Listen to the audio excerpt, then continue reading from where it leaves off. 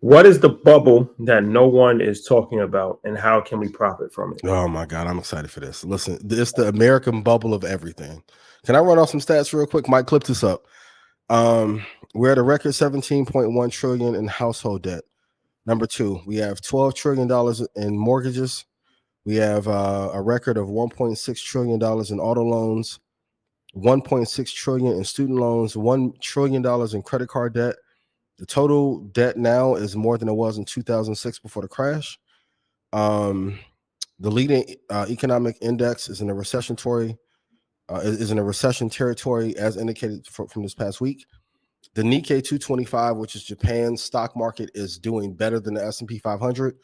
That's not a good sign. And when we're in inflationary periods, like we are now, 4 out of 7 times it means we are headed to a recession and a default cycle has started. So what that means for those of you who are listening, there's a bubble of everything happening right now. Tech, AI, housing, credit card debt at scale. If you're looking at indicators that tells you what's happening in the market, we're maxed out in every area with no great leadership. How can we make money from it?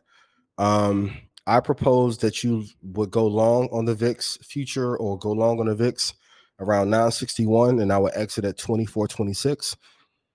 If the NASDAQ goes back up 20%, if they do announce that we are in a recession or stop saying that we're going to be in a soft landing, because the other 3 times we said that we were going to be in a soft landing, the landing wasn't soft. I was short. If we get to maybe 18,000 down to 13,781.56, and I will find a real estate ETF that is not in the top 15 to short. When WeWork comes out and publicly tells you, hey, we probably won't be able to stay in business, which for those of you in business know, in order to admit defeat publicly in your publicly traded company, it's all over. That should not be happening. While credit card debt is at an all-time high. And I'm back here in Houston. Even when I go to New York, I don't see any of those office buildings being full. We are in a bubble of everything, and we just need to go back to. We need a correction to level out the market to get things back to where they should be. And once again, I keep saying it. There's 7 stocks in the United States that is keeping everything afloat. Out of 6,000, most people can't name me another 7 that they would bet their kids' life on. McDonald's, Starbucks, Caterpillar, Nvidia is great. You got to wait to buy back into Nvidia. AMD is still good. John Deere is good.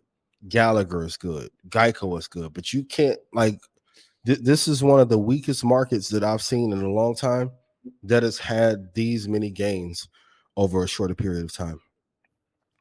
Definitely troubling. And when the truth is not willing to be told because of election cycles, um, it could lead to disaster. So be prepared. And my favorite thing to do, and let's put it in chat. Do you feel more secure in 2023 than you did in 2020? And did you make more money in 2023 versus 2020? I don't want to touch on the scam thing and all that, but a lot of those Ponzi's end up getting highlighted right before a recession.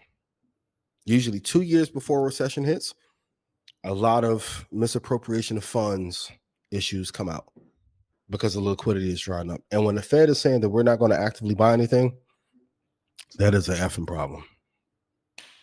So, all right, percentage wise, your thoughts on the chances of a soft landing, because they are saying that wages are increasing, which is a good sign.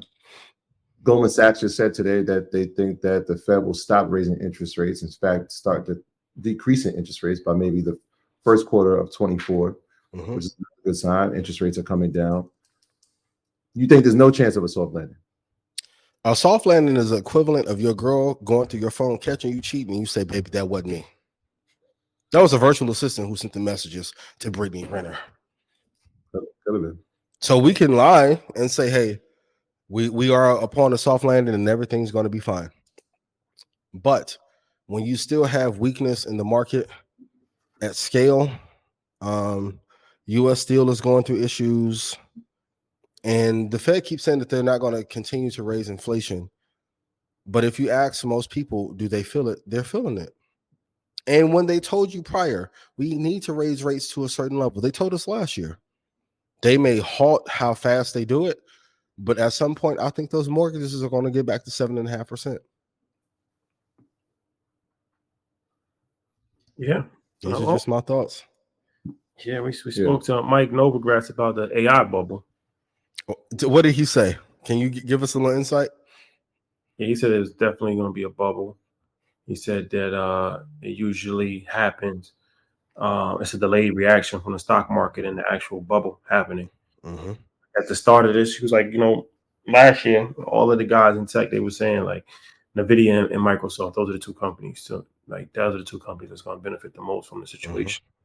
And he was saying that he still thinks that there's still room for NVIDIA and Microsoft to go up. To grow, yeah. Because it's just not really a lot of other places to park money. But he says definitely going to be a bubble, an AI bubble that's going to happen. Mm-hmm. And the stock market will follow suit.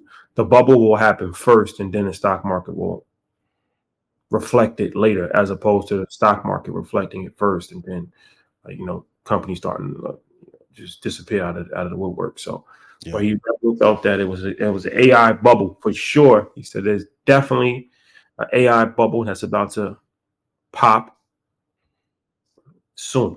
I'm hearing some rumblings that even OpenAI, they're spending a little too much on the bots. And because AI was created to remove mundane tasks. And when there's a lot of decisions to use the AI around creativity, like I think Midjourney is great, but the most pressing problem isn't like, can I get a digital version of me that looks like I came out of Fortnite? That's not going to fix a GDP problem. So, is there going to be an AI bubble? I believe we're already there. And anytime, like, let's go back to when LeBron was facing Denver. Yeah. There's a key part of that, though. Go ahead. He said, we're only 5 months into this. So the bubble still has chances. Oh, still forming.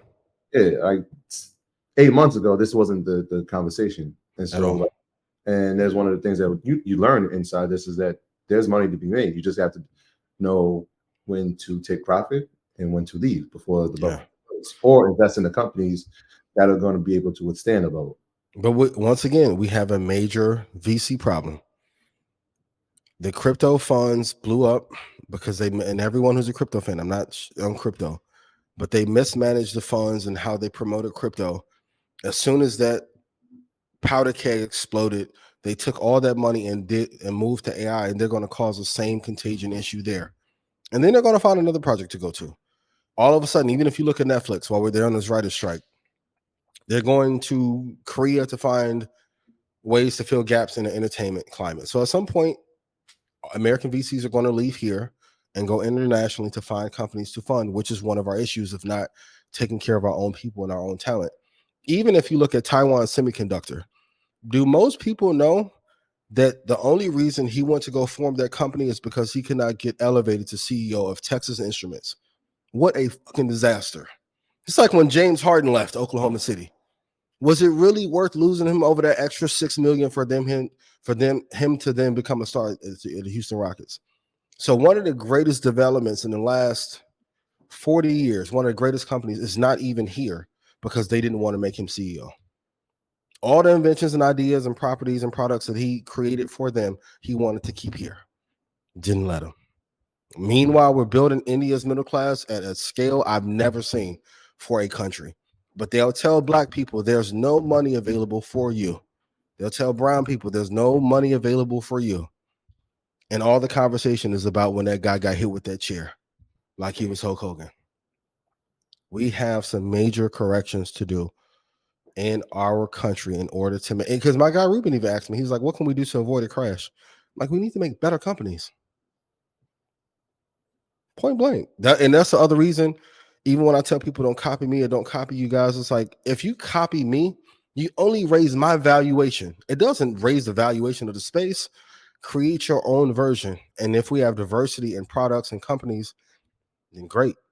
The overall GDP can be moved, but that isn't being done. But the unfortunate part on the VC and angel side, they are funding a lot of copycats.